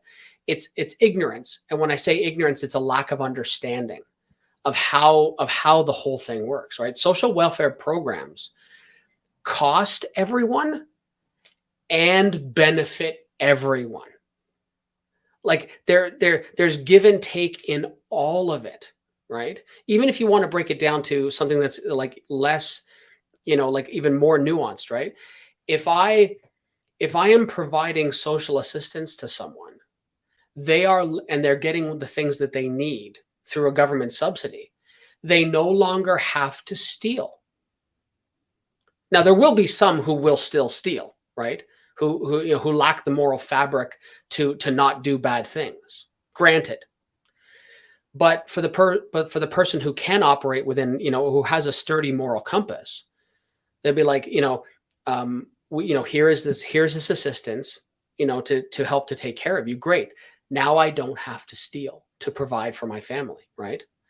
And it's to me, it's not, it's not rocket science. I greatly appreciate the fact that, you said that there's this, and tribe is a triggering word to some people, but whatever, I don't care. I'm fine with the word, kind of taking care of your tribe.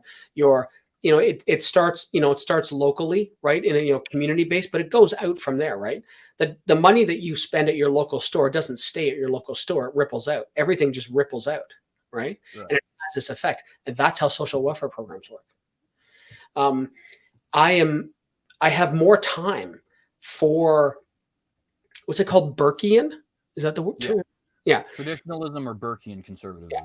I have way more time for that than I'll take care of myself, you take care of yourself, and we're good. Like, that's just like, go live on an island somewhere. It's like, if you are so hyper focused on just yourself, go live in the woods.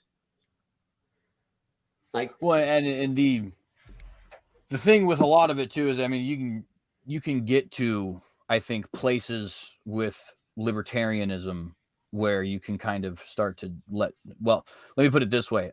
Rights are very much passed down from generation to generation via social contract. And that's not a matter of the ontological nature of rights. It's just a fact, right? I agree. In Saudi Arabia, you do not have the right to freedom of religion. You may have that human right as an ontologically speaking, right? That's a different conversation, but you literally don't have it, right? Like, you as far as your physical life. And so, in Brazil, you don't have free speech. Right, exactly. And so it's one of those things where it's like, that I think that it took me a while, but this idea of traditionalism is, I think, a little bit of traditionalism and conservatism, to be precise, because obviously traditionalism without caveat is a different thing. Although they are very related. It does seem to make a little bit more sense to me. I think, you believe it or not, the thing that turned me on this was actually the Bible, because in the Old Testament, so they call it a Shemitah year. Once every 7th year, farmers had to let the poor and the foreigner and the widow and the orphan, which are people who are typically not cared for in these societies, right? Because it's really back in the day. They can eat whatever they want from your field, no caveat. And in fact, you can't even take from the field. You're not reaping this year, right? You reaped 6 years in a row, try to reap double on the 6th year. And on the 7th year, basically the impoverished get to eat freely as they wish.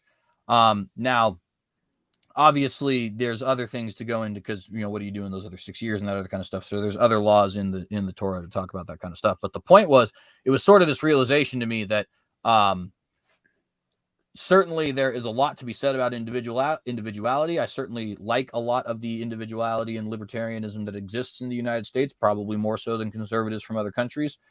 But there is this understanding going all the way back to Moses of you got to take care of the members of your tribe at the very least, right? Your family, your community. And the reason I use tribe is just so I am slightly, I won't even say slightly, I'm kind of a nationalist. I'm not going to lie. I'm not a nationalist in the fascistic sense of it, of course, but I do think there is something to be said about patriotism and okay, so to help me understand, would you agree with the statement, charity begins at home? Certainly. Okay. All right. Okay. Then that gives me a more firm understanding of what you mean by that then. Yeah. That's fine. Yeah. So now, with that being said, I would kind of like to ask the question in reverse. Sure. Would you be willing to basically concede a lot of these other less aggressive kinds of, more aggressive kinds of birth control, like abortion, in the case of the however many numbers it is, right? Would it be good to say these things should go away, provided that there was these certain pitfalls for the extreme situations that we're all worried about in the first place, like rape and incest and threat to the mother's life and stuff like that? In other words, is it fair, in your view, for a woman who wants to get an abortion for pure convenience sake to not have that ability, provided that there is caveats for the big arguments people have, the rape and the incest and stuff like that? I'm not saying I necessarily agree with this, by the way. I'm just curious as to what your opinion would be. Sure. Yeah. No. No, because like I said, less abortion is good, but bodily autonomy has to win out. The woman has to be able to decide what it is that she wants to do with her own body. So, and like I said, so now I'll share a personal story. One of my sisters, who she died in 2001. She got pregnant at a very young age. She got pregnant at 16. Had my nephew, who is still alive and kicking, very healthy. And she, over the course of, her life, had 6 abortions for convenience. I was horrified by that personally. I'm like, God, like, like in my head, I'm just like, it's like, just, tell the dude to wear a condom, go on the pill.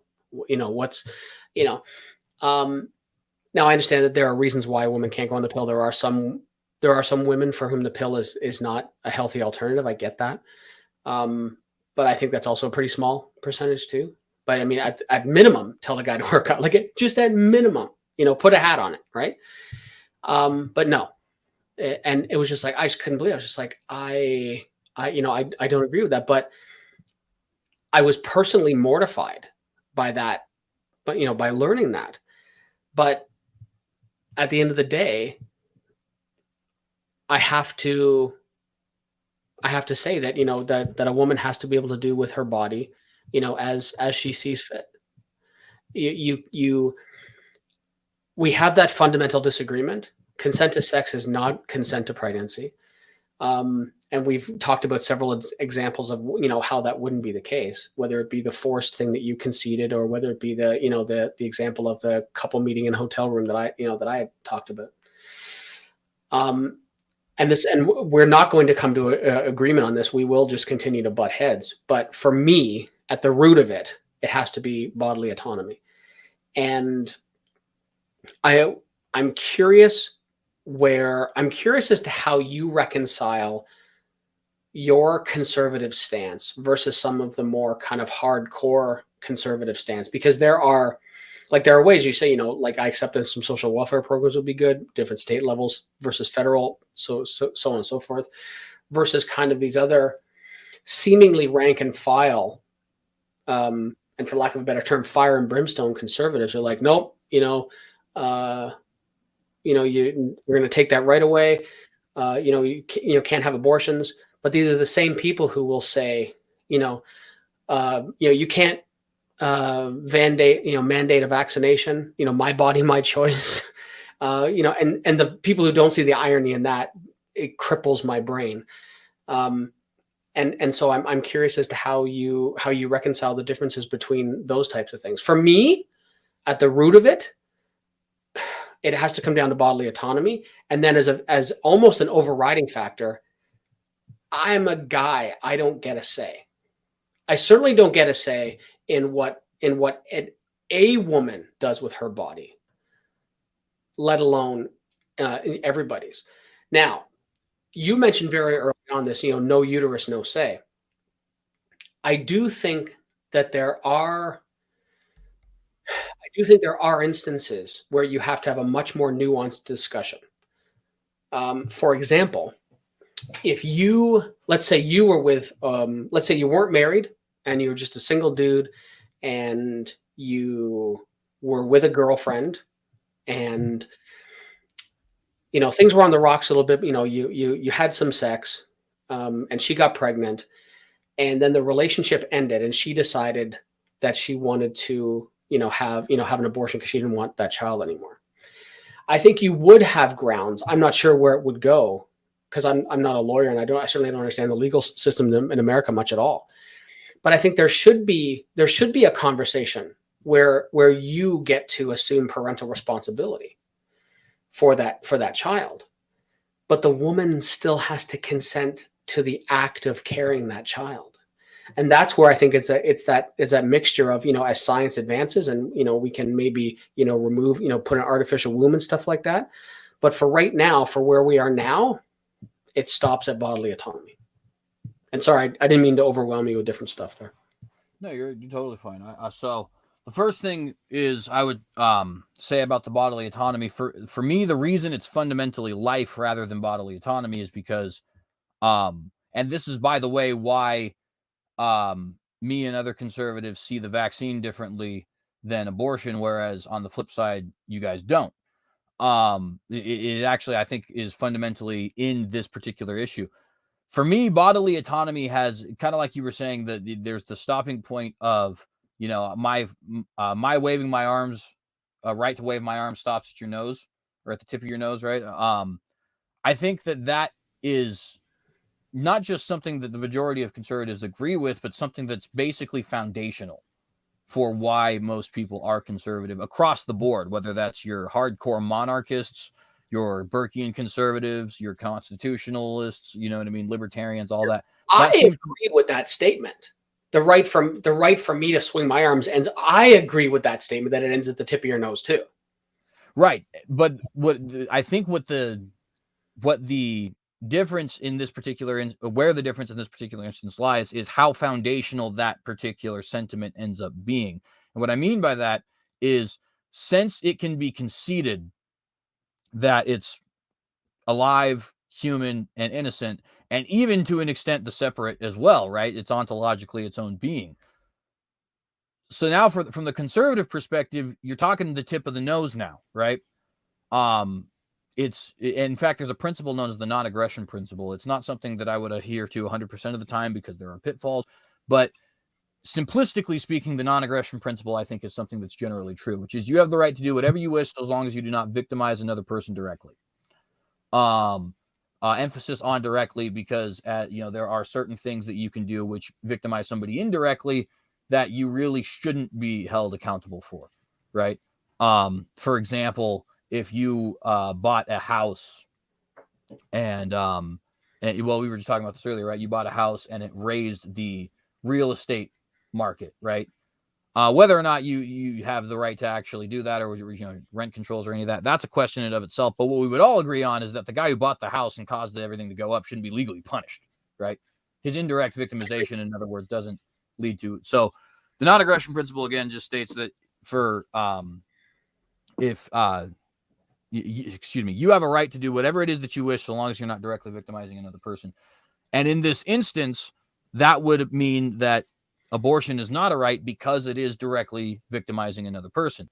And one of the things I use, because it's a reductio ad absurdum and it kind of makes the hairs on the back stand, but it gets the point across, is to me that what this sounds like is very similar to something like, well, I have the bodily autonomy to do what I wish, sexually speaking. What is it that makes it wrong for me to force myself upon my wife or somebody else, for that matter? And what it isn't bodily autonomy, but it's the fact that I'm not allowed to victimize another human being, right? In other words, my bodily autonomy at that point stops. I no longer have a right to do something because I'm directly victimizing another human. And in my opinion, rape and abortion are actually wrong for precisely the exact same reason. You're taking a human being and now directly victimizing them by virtue of your own aggression for the sake of whatever reason you happen to have. It doesn't really matter, right? But essentially, it's usually gratification of some kind. In the case of abortion, it's the gratification of not having a child, being able to go and continue on with your sexual escapades. And in the case of rape, of course, it's a sexual gratification, which in the end, they're even relatively similar. I think a lot of people who are using abortion for birth control, well, let's be honest, how do you get babies? Sex. So it kind of is a sexual gratification. It's just not as direct a sexual gratification. In other words, nobody's getting sexual gratification from the act of abortion. They're getting it as a result of the act of abortion. See what I'm saying? I do. I do. And I think there will be some where, and I gave one example, right? I think it's probably fair to say that my sister had abortions so she could continue her sexual gratification. That's probably a fair statement. It probably is. It might be a stretch to say that that's the overwhelming reason why people do it. That might be a stretch. Neither one of us will ever understand what it is like to make the decision to terminate a pregnancy, right? We lack the biology to understand that. Right. So maybe we can't talk about that intelligently. But something you said that's really interesting is you talked about the non-aggression and the victimization, right? What would you say to a woman that wanted an abortion that says, I feel you are victimizing me by forcing me to undergo a pregnancy? That's actually a really good question. In order to answer the question, I have to take it to now. Bear in mind, this is not. Well, you'll see why I have to caveat this in a moment. Yeah, no, I'm only looking for your I mean, I know you're only going to be honest with me. I'm only looking for your honest answer. Well, and just note the following thought experiment is incredibly harsh, but try and follow it rather than just recognizing the harshness.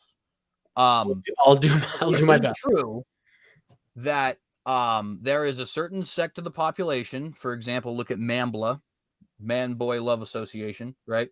There is a segment of the population that genuinely believes they are victimized by not having the right to have sexual relationships with children.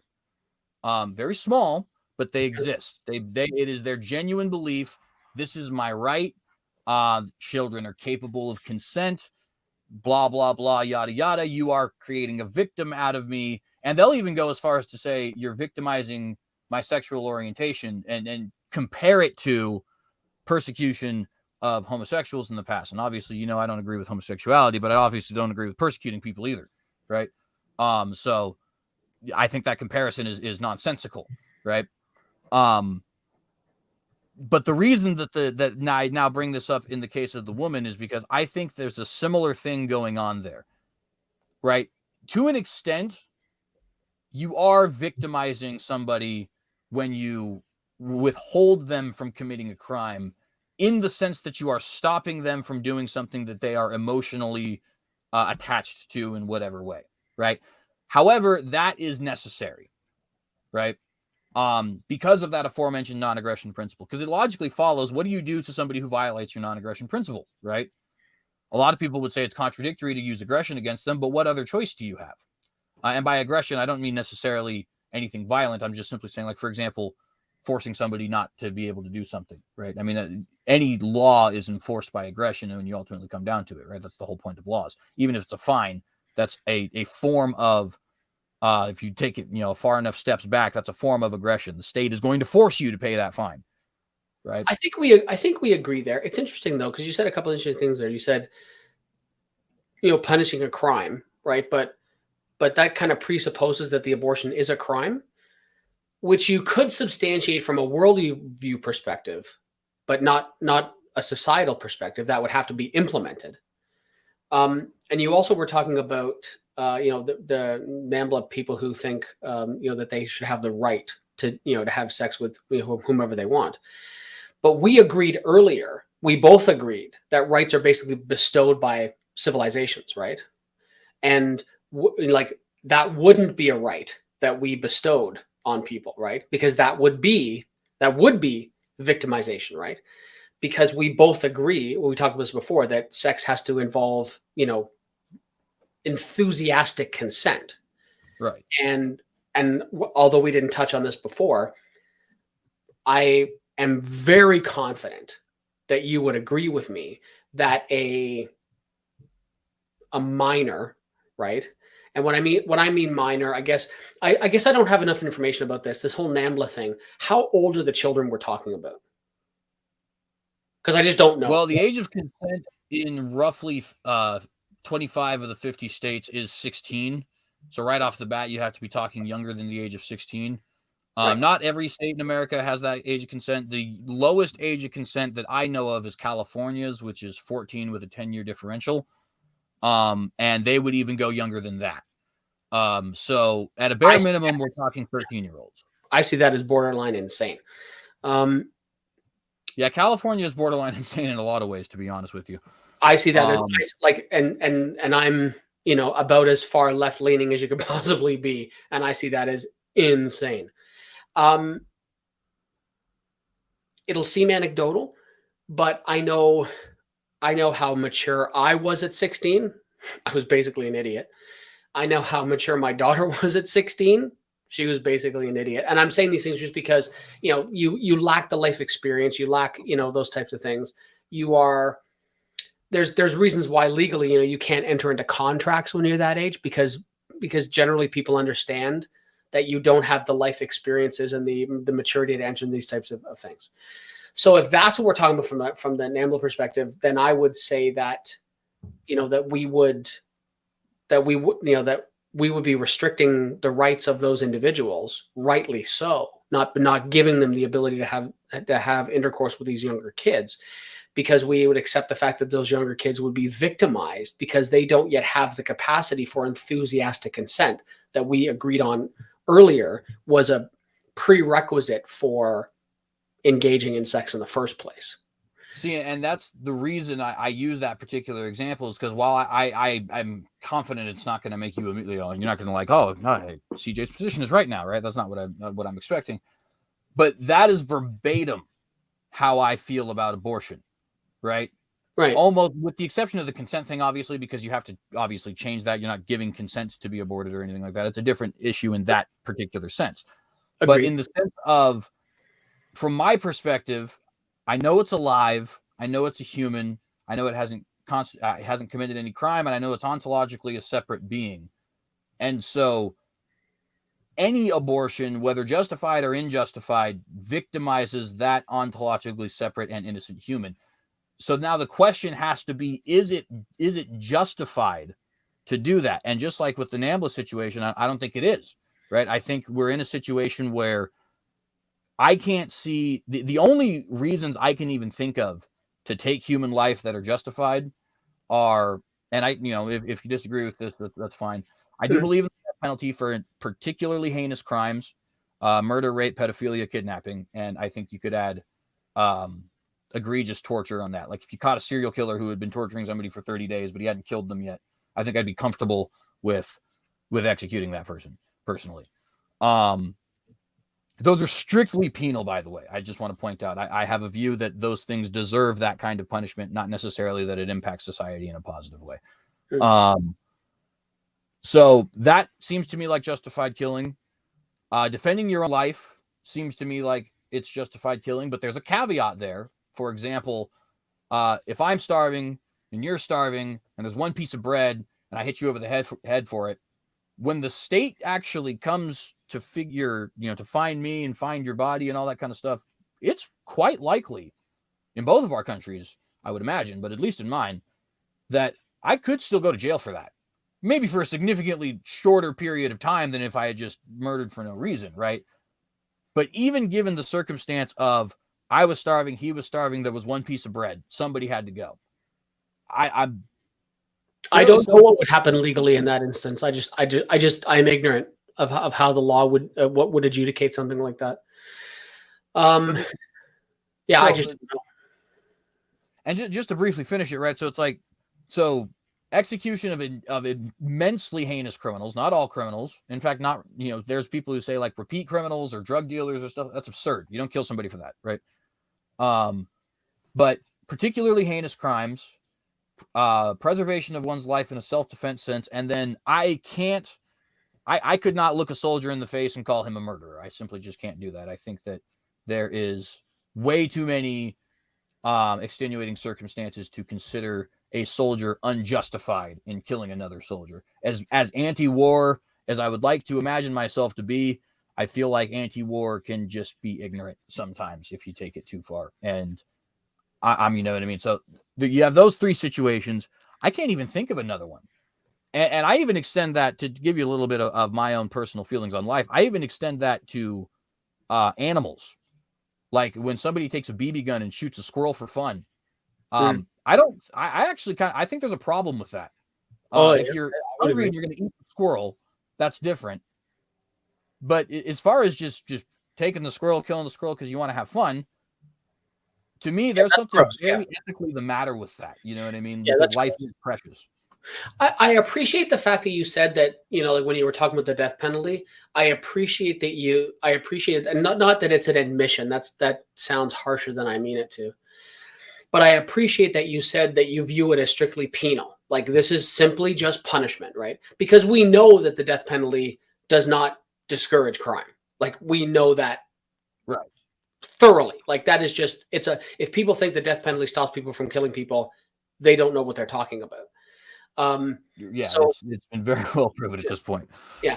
But I appreciate the fact that you said it's strictly penal. And this is another one of those very emotional things where I would like to hope that I would have the self-control.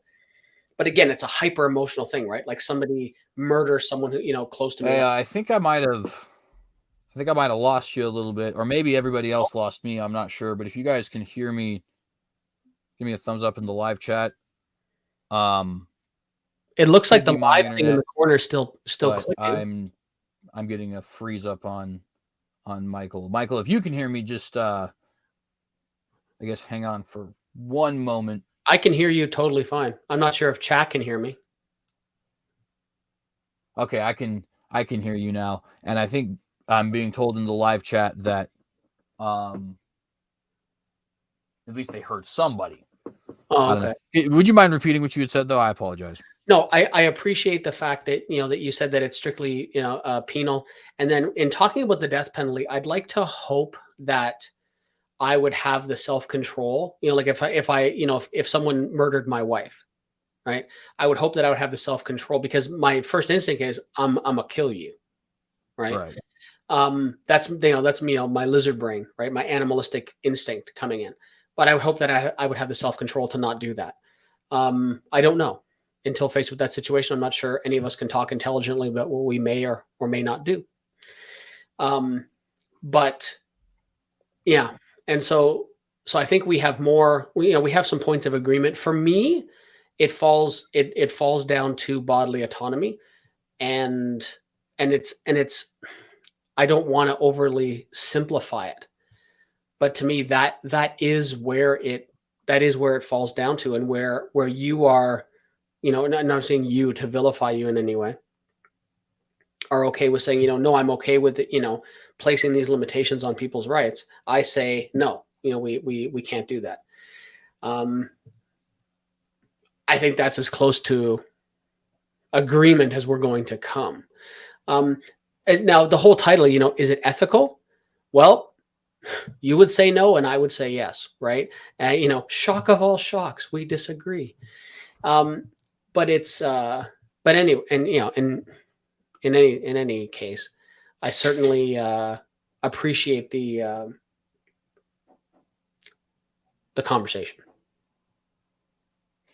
Yeah, absolutely. And I it's actually, that's a good place too, because not only are we about to hit the 2-hour mark, but also I got a debate in about 40 minutes. Yeah, and there is something that I wanted to say to you once we hit the stop button, so maybe it's a good time. 2 hours, it just evaporated like nothing. No kidding. Hopefully I didn't get too crucified in the comment section. I'll go back and look later. Well, this channel doesn't get nearly the views as some other channels, so I'm not sure everybody who was here. I'm sure you probably helped with that, to be honest with you, because having a guest always does amplify the amount of views. But to be honest with you, while of course the majority of the people in the live chat are on my side, the only person I think had serious issue with either of us was somebody on the pro-life side having issue with my arguments.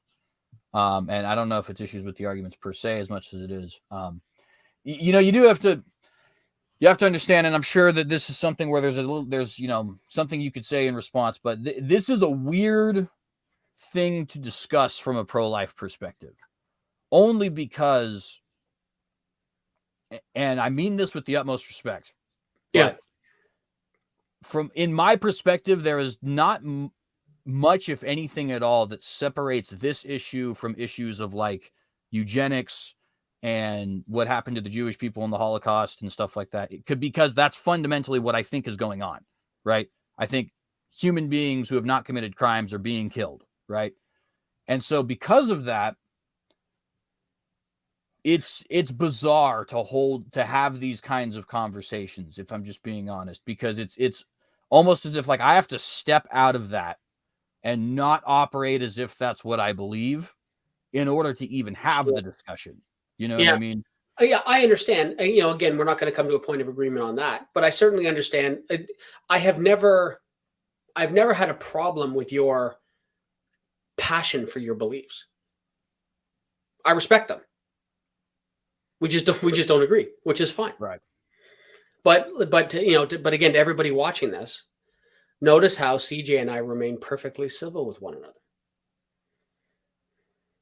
It is true, and it is something I think that perhaps it is something that'll help, get societies to some level of agreement, because let's be honest, right now the news cycle is just, I mean, I'm sure it's kind of this way in Canada too, with the truckers and Trudeau, and I mean, it seems like everybody's just having hell in a handbasket in their country, especially in the West. But yeah, it's not great. Hopefully you'll solve it. It's not great.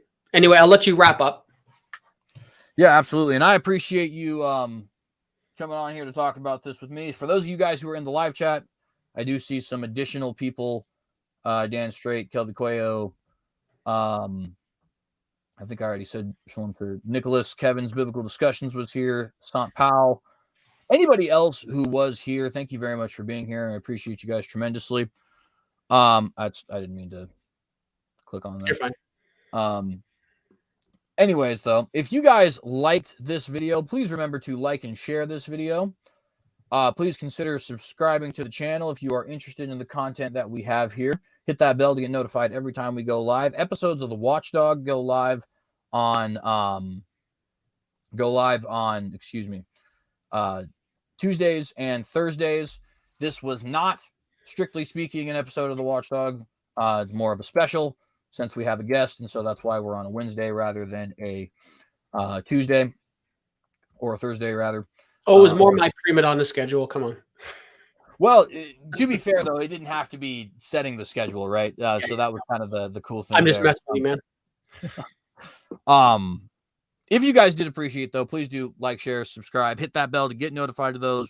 Have your ears perked for a Tuesday or a Thursday show if you're interested in this content. It is content from it's a political show, right?